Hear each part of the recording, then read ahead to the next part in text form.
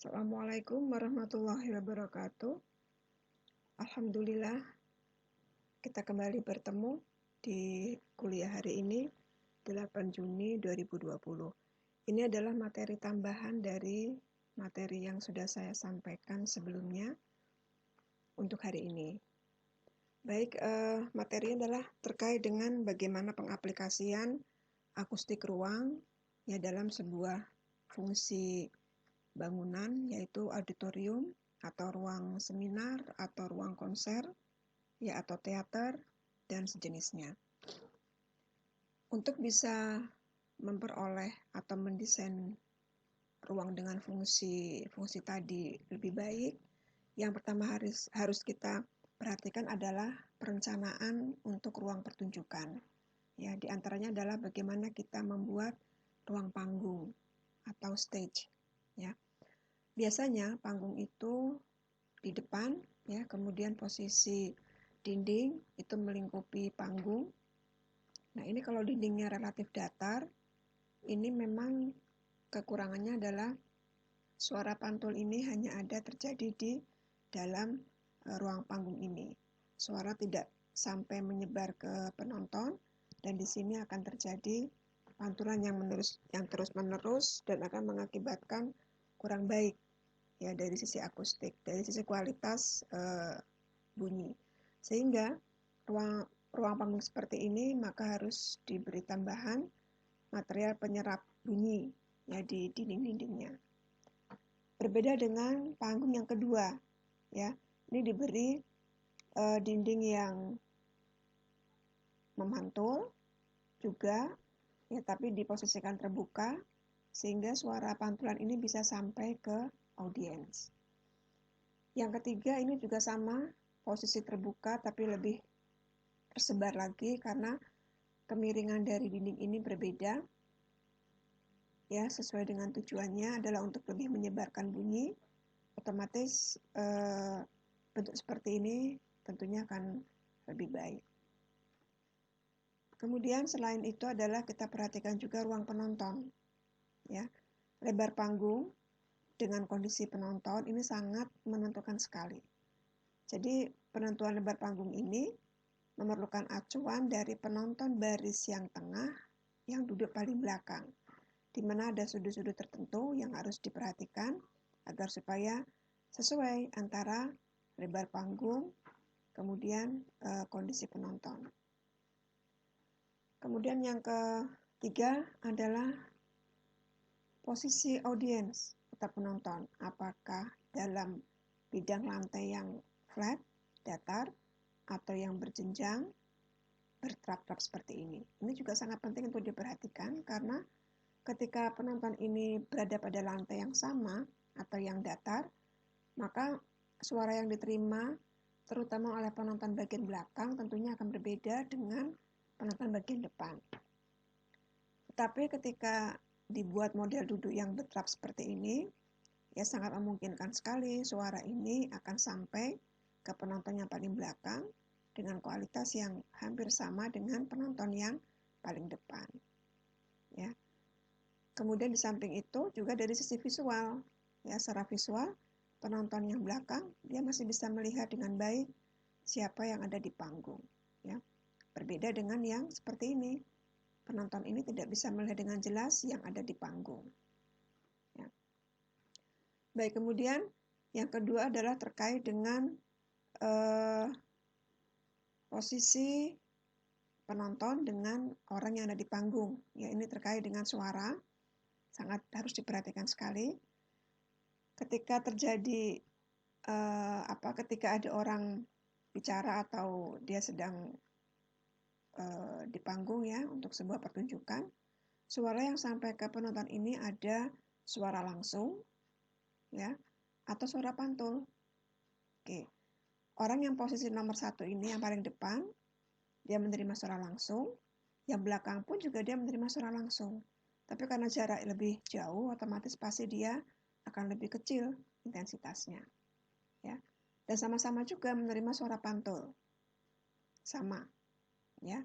Nah, di sini ada satu ketentuan bahwa selisih jarak tempuh bunyi ini sangat mempengaruhi sekali bagaimana kualitas dari suara. Jadi ketika selisih antara suara asli, ya, kemudian suara pantul, ya, ketika selisihnya kurang dari 8,5 meter, maka baik ruangan itu untuk fungsi percakapan. Tetapi ketika selisihnya itu lebih dari 20,7 meter, maka otomatis akan terjadi echo, ya, atau akan terjadi pembauran suara asli, dan ini sangat tidak nyaman untuk didengar, ya. Nah, otomatis semakin panjang atau semakin jauh jarak penonton paling belakang dengan panggung, maka selisih jaraknya pun juga akan semakin besar, ya, dan ini yang mengakibatkan tidak baik dari sisi akustik. Oleh karena itu perlu ada penyelesaian akustik, ya. Pertama adalah penyelesaian desain. Kalau ruangan itu menggunakan tribun atau balkon, ya, maka harus diperhatikan antara jarak atau kedalaman balkon dengan ketinggian balkon dari lantai. Ya, ini harus diperhatikan supaya suara yang diterima itu baik. Dan fungsi ruangan pun juga beda-beda. Ketika ruang konser, maka kedalaman balkon ini harus lebih kecil atau sama dengan ketinggian. Ketika untuk fungsi opera, itu lebih kecil atau sama dengan ketinggian 2 kali dari ketinggian tribun. Kalau untuk bioskop, itu lebih kecil atau sama dengan dari 3 kali ketinggian, ya. Dan biasanya untuk yang bioskop ini kalau dia harus sampai tribun 3 kali ketinggian, ini memang sangat jarang ya digunakan, karena memang efeknya adalah dari sisi visual ruang kurang begitu baik, ya. Nah, ini contoh untuk aplikasi di plafon. Jadi bentuk plafon seperti ini yang datar atau flat, ini efek terhadap pantulan bunyi juga jadi kurang baik, karena pantulan bunyi ini, ya, sebagai akibat dari bentuk plafon ini, itu tidak bisa mengarahkan pantulan suara ini dengan lebih teratur, dan tidak bisa memberikan distribusi suara yang lebih merata ke audiens. Nah, ini bentuk yang sudah berbeda, di mana diberi bentuk yang bersusun. Ini akan memungkinkan terjadinya pantulan yang lebih terarah, lebih teratur ke penonton, dan akan lebih terdistribusi dengan baik. Atau ini, ketika penonton lebih banyak jumlahnya dan membutuhkan tribun, bahkan sampai dengan 2 tingkat, ya. Ini secara visual sebenarnya kurang begitu nyaman, ya, karena penonton paling belakang mungkin dia agak kurang bisa melihat secara visual ke bagian panggung, ya, tapi ini ada syaratnya juga atau ada standarnya juga, ya. Jadi seberapa besar sudut ini harus dipenuhi, ya. Kemudian juga dari sisi akustik, plafonnya juga harus bisa diperhatikan, ya, supaya kenyamanan visual dan kenyamanan akustik bisa tercapai.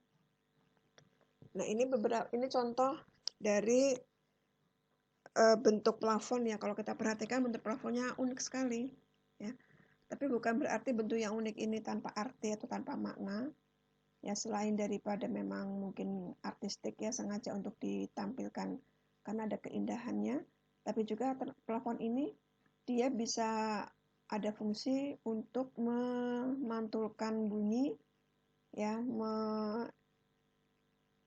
membuat bunyi itu lebih merata, ya. Jadi kenapa ini lebih rendah, kenapa ini lebih dalam, ya, lebih ke atas lagi, itu, ya. Ini semuanya dengan perhitungan tentunya, ya. Begitupun sama dinding, tidak dibikin rata, tetapi dibikin bertekstur, bergelombang, karena tiap-tiap bagian permukaan ini pasti dia menjadi media pantul bunyi, dan ketika media pantul bunyi itu merupakan media yang tidak rata, maka akan tersebar bunyi itu secara otomatis. Contoh lain, kita perhatikan ini ruangan di mana plafon, kemudian dinding, kemudian area panggung ini menyatu sedemikian sehingga tampak nyaman untuk dilihat secara visual, tapi secara akustik pun juga tentunya akan baik, ya. Kalau kita perhatikan lagi ini, bentuk-bentuk plafon ini cenderung cembung ya. Semakin mendekati panggung, itu semakin cembung, karena memang fungsinya adalah untuk menyebar, supaya bunyi yang ada di pusatnya ini, atau di panggung ini, area panggung ini bisa sampai ke media pantul cembung, kemudian dia akan terpantulkan, dan kalau bentuk cembung itu otomatis pantulannya menyebar. Ya. Nah ini contoh juga sama, bahkan dia memperhatikan juga aspek dinding di bagian belakang. Ini dinding di bagian depan. Kita perhatikan bentuk dindingnya juga cembung ini ya. Cembung karena fungsi tadi ya, cembung ini bisa lebih menyebarkan bunyi. Nah ini sebuah ruangan di mana tadinya tidak menggunakan awan-awan akustik ini. Ya, tapi karena ternyata bunyi itu di bagian tertentu tidak diterima dengan baik, maka didesain awan-awan akustik ini supaya bunyi bisa sampai ke area yang tadinya kurang baik menjadi baik dalam menerima bunyi. Baik, ini lebih artistik lagi nih ya. Nah ini yang menggantung di atas ini sebenarnya tanpa apa ya, kalau kita perhatikan agak aneh ya, tapi sebenarnya ini ada fungsinya. Ya selain dari sisi keindahan oke, ya dari untuk lighting juga sangat menarik ya. Tapi ini ternyata fungsinya adalah lebih kepada penyerapan bunyi. Ya, dia punya fungsi untuk menyerap bunyi. Ya, karena ini ruangan cenderung melingkar, bunyi itu lebih memusat. Ya, ketika bunyi itu lebih memusat, otomatis dia lebih tinggi intensitasnya. Maka supaya tidak terjadi echo yang berlebihan, maka fungsi daripada awan akustik ini yang digantung ini adalah untuk menyerap bunyi. Ini juga salah satu contohnya. Ya kalau di dalam bukunya itu di sana judulnya adalah kengerian akustik ya, kengerian akustik. Ini bentuknya melengkung ya, atapnya melengkung ya, bola, atapnya setengah bola. Ini sebetulnya kurang bagus akustiknya ini ya. Tapi kemudian dipasang panel akustik, digantung, dan dia untuk menyerap bunyi fungsinya, dan beberapa titik pun juga diberi media serapan bunyi sehingga suara yang terjadi adalah lebih baik ya. Karena ini bentuk lengkung cekung ya, cekung itu memusatkan bunyi. Nah ini menjadi kurang baik kalau tidak diberikan material akustik yang fungsinya untuk penyerapan. Ini panel-panel akustik berupa awan-awan akustik ya. Kita perhatikan lengkungnya ini cembung supaya dia lebih menyebarkan bunyi yang berasal dari panggung. Oke, ini pun sama, bentuk cembung. Nah ini ya bentuk atap cembung, datar, cekung, masing-masing memiliki sifat ya untuk menyebarkan bunyi. Kemudian dia memantulkan dalam rata ya. Kemudian ini yang cekung lebih memusatkan bunyi. Sehingga yang paling baik adalah bentuk cembung, terutama untuk area panggung ya, untuk area panggung. Oke. Sekarang aplikasi di lantai ya. Lantai itu memang sebaiknya dibikin bertrap ya, untuk sebuah ruang tadi. Fungsi untuk auditorium, konser, bioskop, ya sebaiknya dibikin trap supaya suara yang akan sampai di penonton belakang dan depan ini sama kualitasnya ya. Dan juga dibikin memusat ke tengah ya, dibikin melengkung, memusat ke tengah sehingga lebih fokus untuk bisa melihat ke area stage atau area panggung.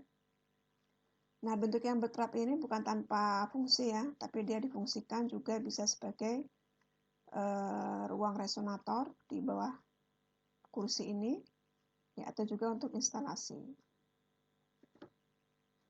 Oke. Nah ini contoh penerapan lantai dengan penyelesaian akustik ya, di mana jarak antara lantai ya bisa berupa kayu atau papan yang nanti akan dilapisi dengan karpet. Kemudian ini bagian bawah lantai, ini ada space, dan space ini fungsinya adalah sebagai ruang resonator. Ya, yang di dalam space ini itu diberi mineral wool ya, atau material akustik. Dia nanti bisa menyerap bunyi dan juga nanti akan bisa membuat suara di dalam ruangan itu tentunya tidak terjadi echo. Ya. Baik, ini adalah untuk aplikasi di dinding. Dinding dibikin tidak flat, tidak datar, tidak rata, tapi sengaja dibuat bertekstur. Ya, ini contohnya, misalkan seperti ini. Dia dibikin tekstur, ada lekuk-lekuk, ya, ada yang menyudut, ya. Karena memang ketika bunyi sampai di permukaan seperti ini, otomatis akan dipantulkan, ya. Ketika tidak rata atau bertekstur, maka otomatis pantulannya adalah menyebar, ya, sehingga akan sampai ke penonton itu dengan lebih merata. Tentunya bentuk-bentuk ini ada perhitungannya ya, tidak sekedar hanya membuat lekuk-lekuk, tapi ada perhitungannya semua. Sama ya, ini juga untuk ruangan auditorium, ya, ini untuk ruang studio musik. Oke. Nah, ini juga ya, selain dinding, kemudian juga plafon. Plafonnya dibikin cembung-cembung begini dan berkolaborasi ya, bersinergi dengan lightingnya, jadi sehingga sangat menarik sekali. Dan untuk yang ini dindingnya juga ada lubang-lubang kecil, dia bisa menyerap bunyi dan nanti bunyi akan beresonansi di dalam material ini. Ya, dan kita perhatikan lagi nih, plafonnya pun juga dibikin cembung. Ya. Baik, saya kira cukup ya. Ini beberapa contoh dari aplikasi material akustik pada ruang-ruang yang membutuhkan penanganan akustik, sekaligus juga bagaimana desain yang harus diperhatikan agar supaya ruangan-ruangan tersebut memiliki kualitas akustik yang baik. Saya kira cukup. Saya tutup saja ya. Mudah-mudahan ada manfaatnya. Wabillahi taufiq wal hidayah. Assalamualaikum warahmatullahi wabarakatuh.